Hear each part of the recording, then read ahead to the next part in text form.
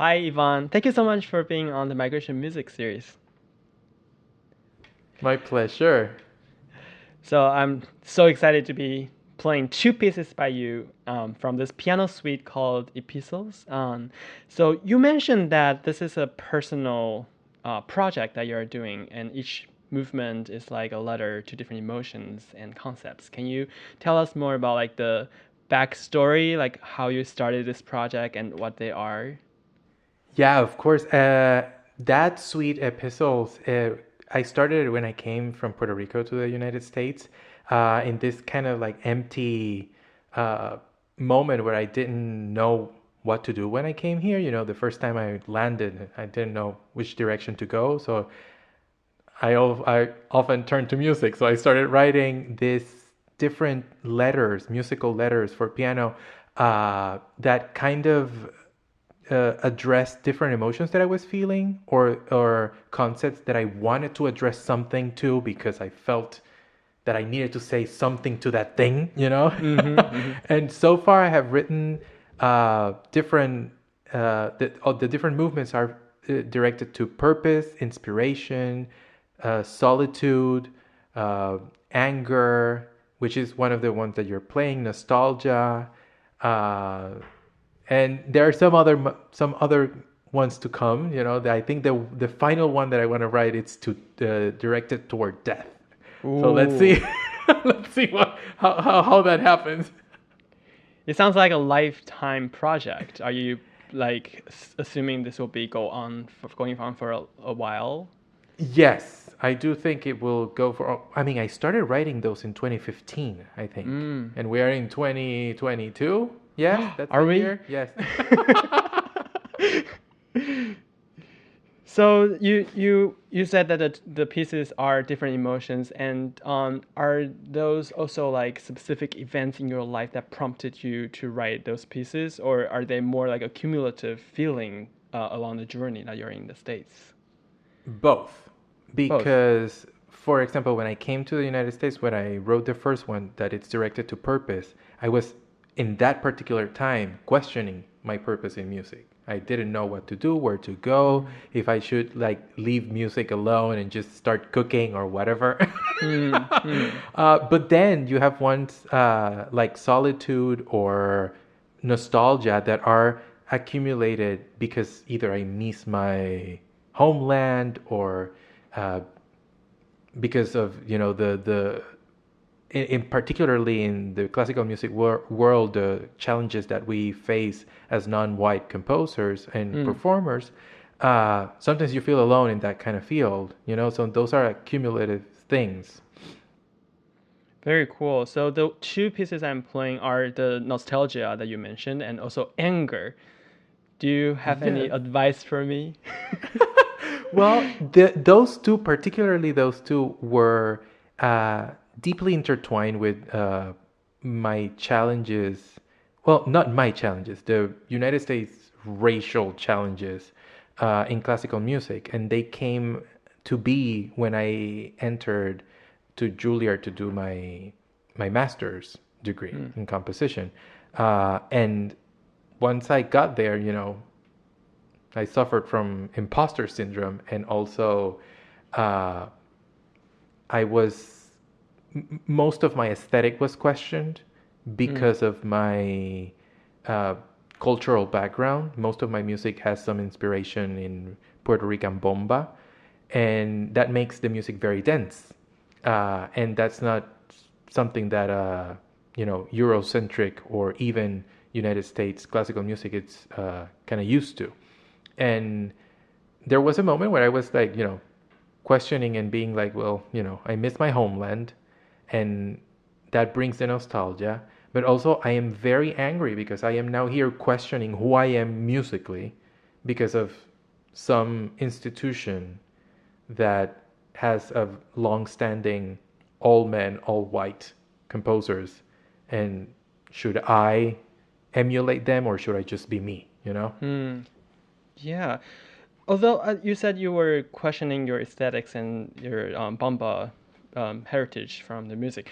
But I still feel like every time I hear your music, you have very, very personal style, and it's very vibrant and very rhythmic. So all those come from your heritage and your Puerto Rican background.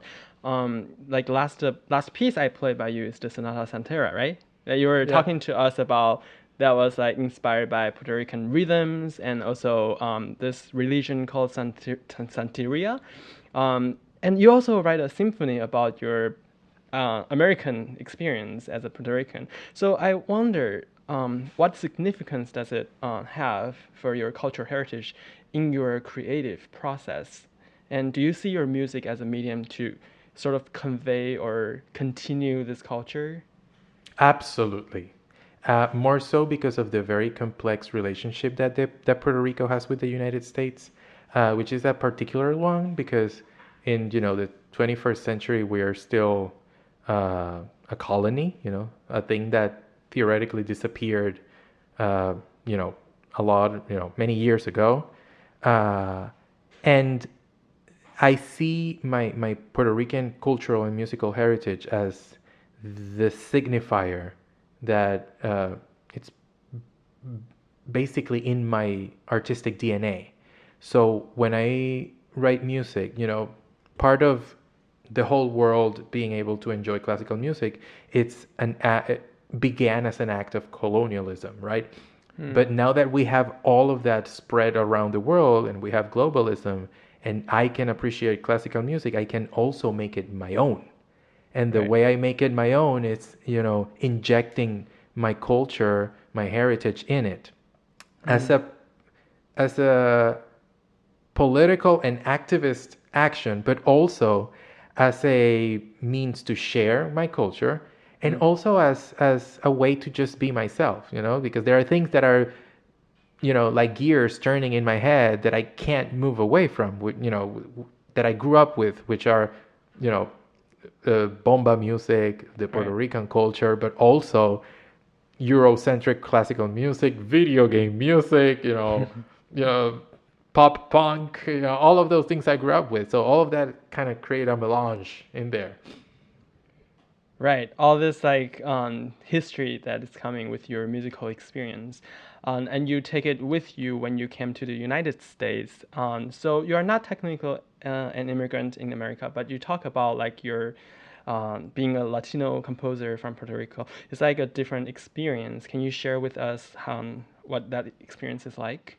Absolutely. And I think, I am not legally an immigrant because I believe was in 1917 we were given, the Puerto Ricans were given U.S. citizenship uh, right before the First World War. So, they gave us the citizenship and then they drafted us for to go to war.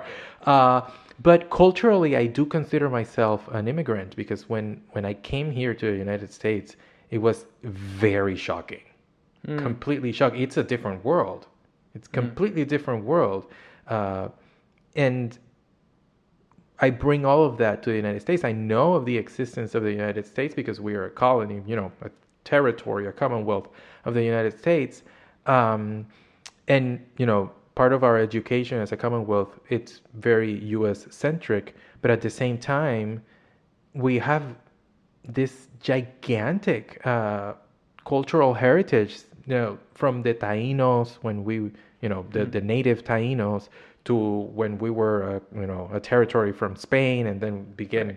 became a territory from the United States. All of that is Mm. so mixed up that when I came to the United States, it's not like I'm like, hey, yeah, I'm visiting a neighbor or here I am again. No, it's a different world, completely different world.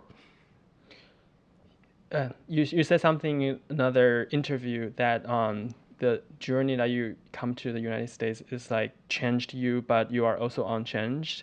I really like that. I have a similar feeling to that. Can you expand that idea a little bit more for us to understand what Absolutely. exactly you mean? That's one of the concepts that passionates, it's one of my passions because um, it's almost, I think it's more than 10 years that I moved from Puerto Rico to the United States. And I've visited Puerto Rico, less times that I would want to, because of course, I came here, we were students, and when we are students, we're in debt and there's no money, and I'm a composer, so I'm starving. Sounds familiar. The thing is that the very few times when I return to the island has changed. It has changed so much that when I land there, I go there with the memory of what it was many years ago when I left. And when I go there, it's different. So I am still Puerto Rican. I am still who I am. It's still my DNA. I go there and I recognize that that's my cradle, if you will. But it feels different. So it's like changed but not changed.